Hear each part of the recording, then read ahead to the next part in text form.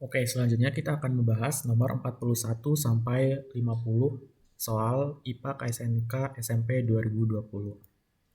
Nomor 41. Untuk mengusir burung pemakan padi di sawah digunakan suatu alat penghasil bunyi pada frekuensi tertentu.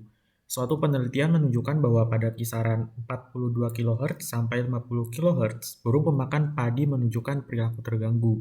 Bunyi tidak nyaman yang didengar oleh burung tersebut termasuk pada daerah frekuensi titik-titik.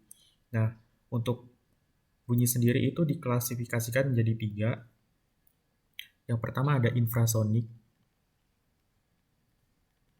Itu frekuensinya kisaran kurang dari 20 Hz.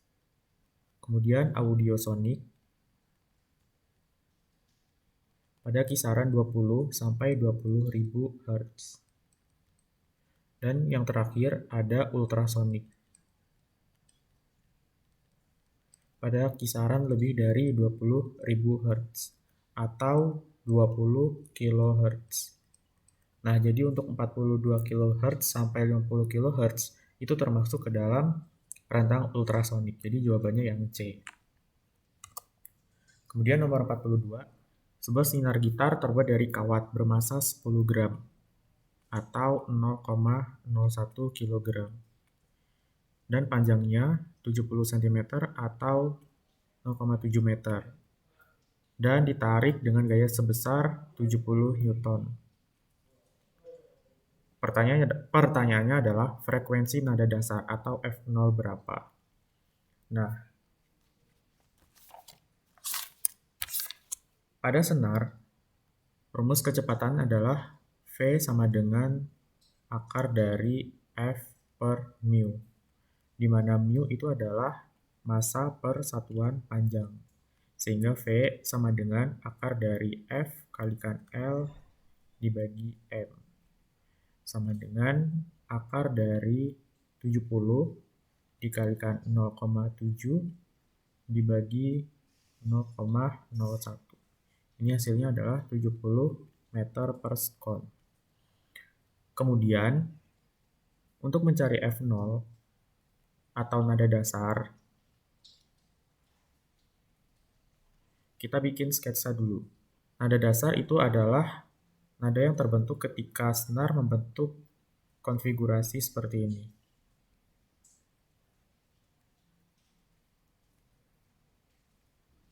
Getarannya membentuk seperti ini. Nah, ini terbentuk setengah lambda.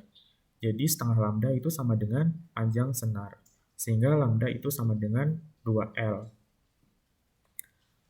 Nah, V itu sama dengan lambda kalikan F. Jadi, V sama dengan lambda kali F0. Ini untuk nada dasar.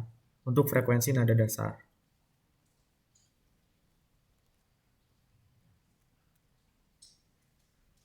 Sehingga F0 sama dengan V dibagi lambda atau V sama dengan V dibagi 2L. Didapat dari sini. Jadi kita masukin aja nilainya 70 dibagi 2 kalikan L-nya itu 0,7. Sehingga hasilnya 100 dibagi 2 sama dengan 50 Hz. Jawabannya adalah yang D. Selanjutnya nomor 43. Seutas dawai dengan rapat massa 0,08 kg per meter atau mu sama dengan 0,08 kg per meter dihubungkan dengan sebuah sumber tegangan sehingga pada tali itu merambat gelombang transversal dengan kecepatan 25 meter per sekon. V sama dengan 25 meter per sekon. Dan panjang gelombang 2 meter. Lambda sama dengan 2 meter. Tegangan dawai dan frekuensi gelombang tersebut adalah sama seperti soal sebelumnya ya. F per mu di akar itu sama dengan V. Sehingga F per mu sama dengan V kuadrat. F sama dengan V kuadrat kalikan mu. Di sini tegangan dawai artinya itu gaya tegang tali, gaya tegangan dawai F-nya. Sehingga kita dapat F itu 25 kuadrat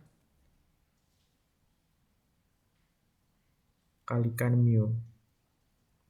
Mu-nya itu 0,08.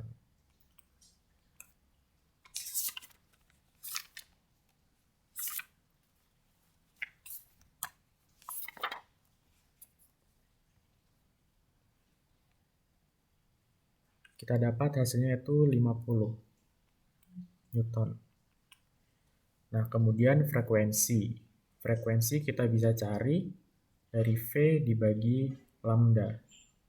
V-nya itu 25, lambdanya itu 2, sehingga hasilnya 12,5 Hz. Jawaban yang tepat adalah yang B.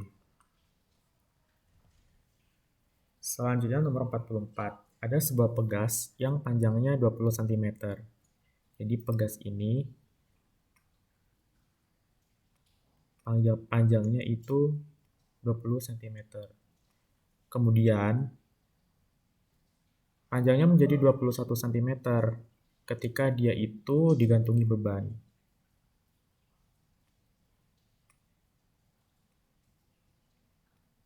Dia bertambah 1 cm. Pada keadaan tersebut, berarti pada keadaan ini, dia itu keadaan setimbang.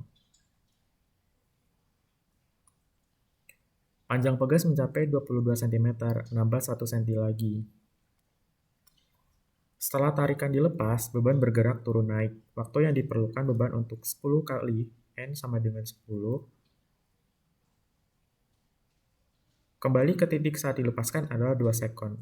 T sama dengan 2 second. Amplitudo dan frekuensi osilasi. Nah, amplitudo itu adalah simpangan terjauh.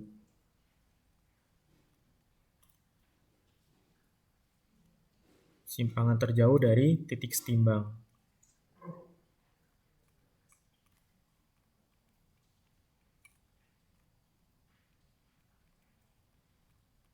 Nah, dari sketsa ini kita tahu ya, amplitudonya itu 1 cm. A sama dengan 1 cm. Karena di opsi yang 1 cm hanya B, jadi kita langsung pilih B. Nah, dari frekuensi kita coba hitung juga. F itu adalah banyak getaran dibagi waktu, sehingga F yang didapatkan adalah 10 dibagi 2 sama dengan 5 Hz. Sesuai dengan apa yang kita pilih. Selanjutnya nomor 45. Seorang anak mengamati pita-pita warna yang terlihat di permukaan gelembung sabun.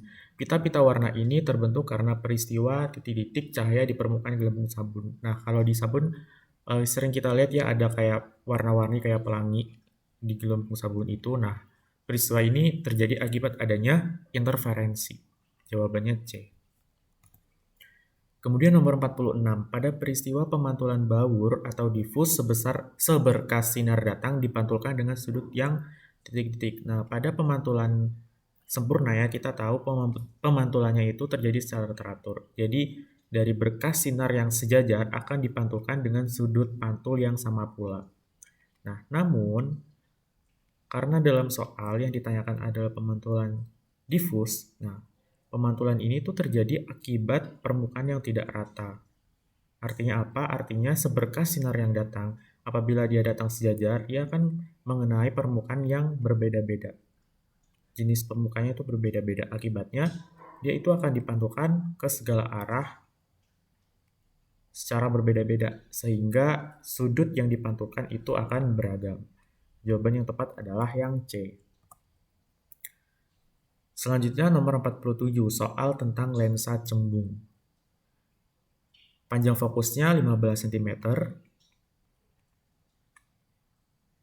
Terus diletakkan benda pada jarak 10 cm atau S0 10 cm di depan lensa. Pertanyaannya adalah bayangan benda yang terbentuk bagaimana? Kita bisa menggunakan persamaan lensa 1/F sama dengan 1/S0 ditambah 1/SI, di mana SI ini adalah jarak bayangan. 1/SI itu sama dengan 1/S0 dikurangin 1/F, atau SI sama dengan S0 dikalikan F per F dikurangin S0. Sehingga kita bisa masukkan 10 dikalikan 15 dibagi 15 dikurangin 10.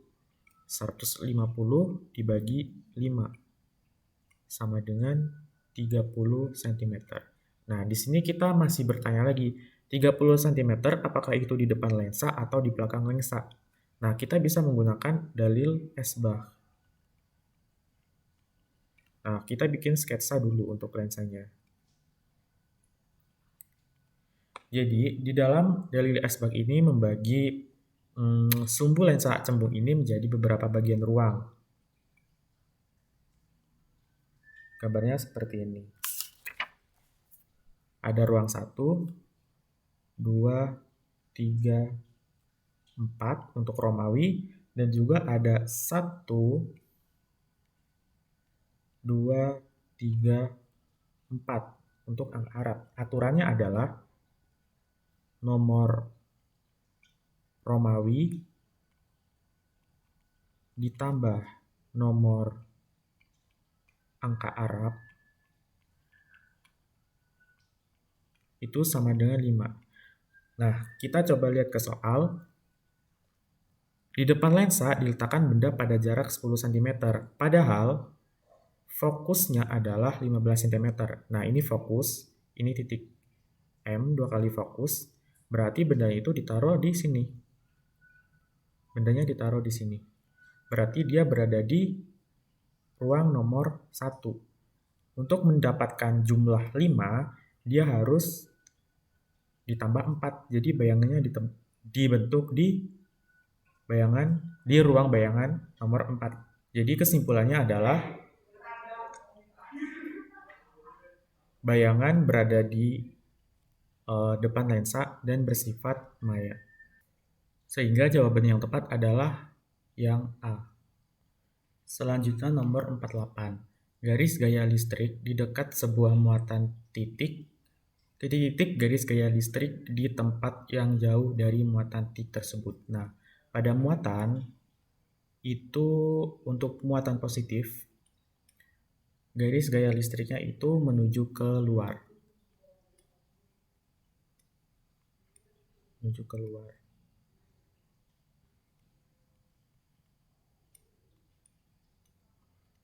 Sedangkan untuk negatif, dia menuju ke dalam.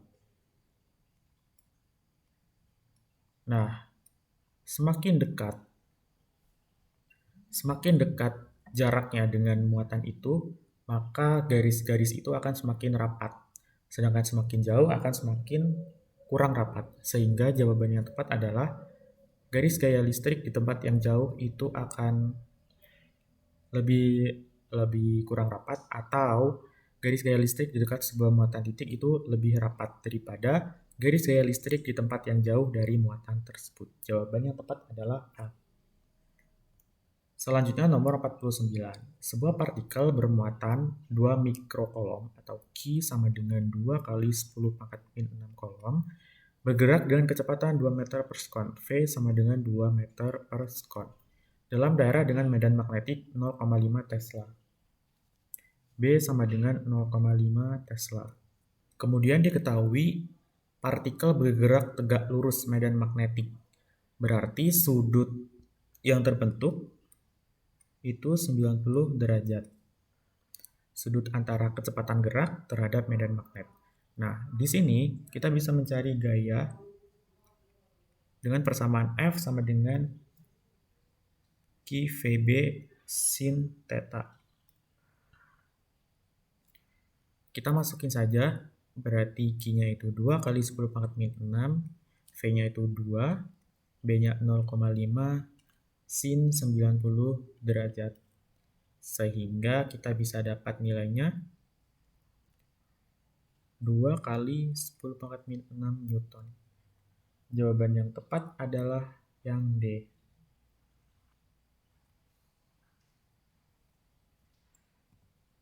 Selanjutnya nomor 50. Bumi berotasi dan berevolusi secara bersamaan. Revolusi bumi menyebabkan beberapa peristiwa antara lain yang A. Pergantian musim. Itu benar. Jawabannya yang tepat itu yang A. Kemudian kita lihat yang B. Gerak semu benda langit. Ini merupakan akibat rotasi bumi. Yang C. Terjadinya siang dan malam. Itu juga akibat dari rotasi bumi. Yang D. Perbedaan waktu juga terjadi akibat dari rotasi bumi. Nah, selain pergantian musim, revolusi itu juga menyebabkan gerak tahunan matahari, gerak semu tahunan matahari,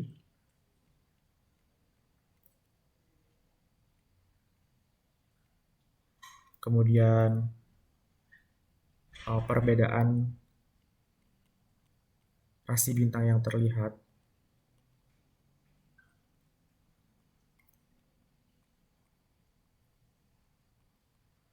dan juga gerhana. Gerhana baik itu gerhana bulan maupun gerhana matahari. Itu tadi teman-teman pembahasan untuk soal KSNK IPA SMP tahun 2020. Semoga bermanfaat.